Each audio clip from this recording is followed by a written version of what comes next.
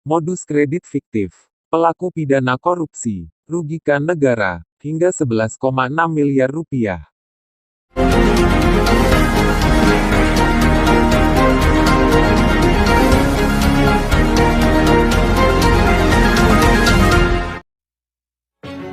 Modus kredit fiktif.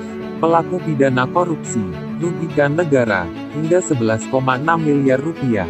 Polresta Magelang Tengah telah menetapkan seorang perempuan warga kota Magelang berinisial KI, sebagai tersangka tindak pidana korupsi, yang merugikan negara, hingga Rp 11,6 miliar.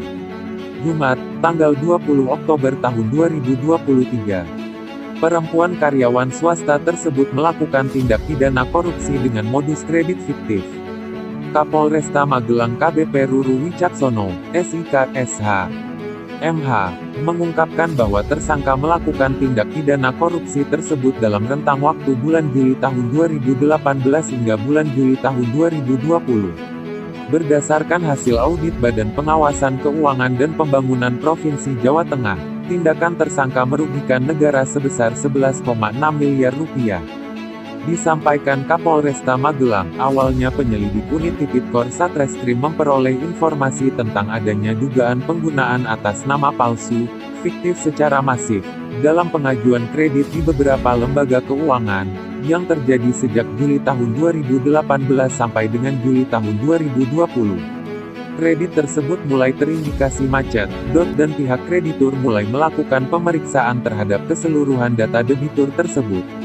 Menindaklanjuti informasi tersebut, penyelidik unit Tipikor Satreskrim Polresta Magelang melakukan pengumpulan informasi dan bahan keterangan lebih lanjut, serta permintaan keterangan para pihak. Terang KBP Ruru. Hasil pemeriksaan penyidik terhadap keterangan para saksi dari pihak kreditur dan para debitur, didapat informasi bahwa peristiwa tersebut diawali dengan terjalinnya nota kesepahaman antara salah satu lembaga keuangan yang mendapat alokasi dari APBD pemerintah Kabupaten Magelang, dengan PT Indonesia Telemedia tentang pemberian fasilitas kredit bagi pegawai PT Indonesia Telemedia.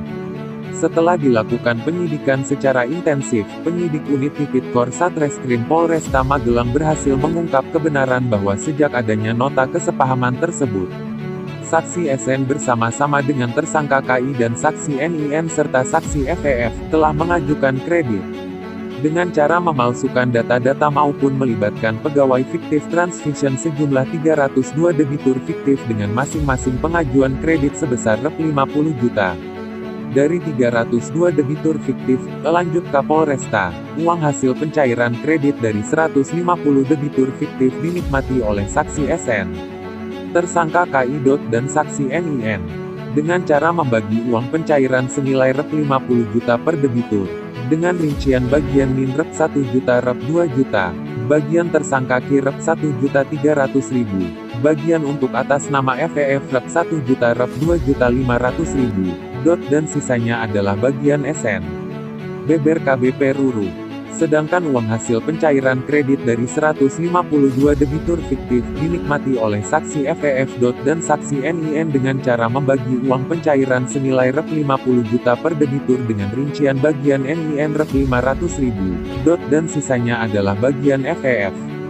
Adapun uang yang diterima FEF digunakan untuk modal bisnis bersama rekan-rekannya di bidang pembesaran pohon semon, ayam petelur, transportasi, penjualan handphone, penjualan mobil, dan properti. Selanjutnya penyidik melaksanakan koordinasi dengan perwakilan BPKP Provinsi Jawa Tengah, dan telah dilakukan audit penghitungan kerugian keuangan negara dan ditemukan kerugian sebesar Rp 11.987.956.665. Kemudian penyidik melakukan penelitian dan pelacakan aset terhadap tersangka dan telah berhasil melakukan pemulihan kerugian keuangan negara dengan melakukan penyitaan 4 bidang tanah senilai Rp1.500.000.000.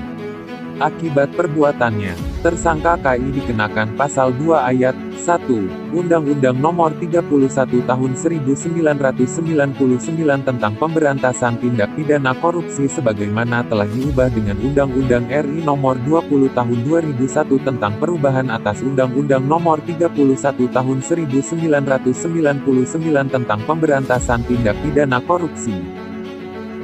Tersangka KI ini diancam pidana penjara paling lama 20 tahun dan denda 1 miliar rupiah, pungkas Kapolresta Magelang KBP Ruru Wicaksono. BR Longga, Kabiro Magelang, melaporkan.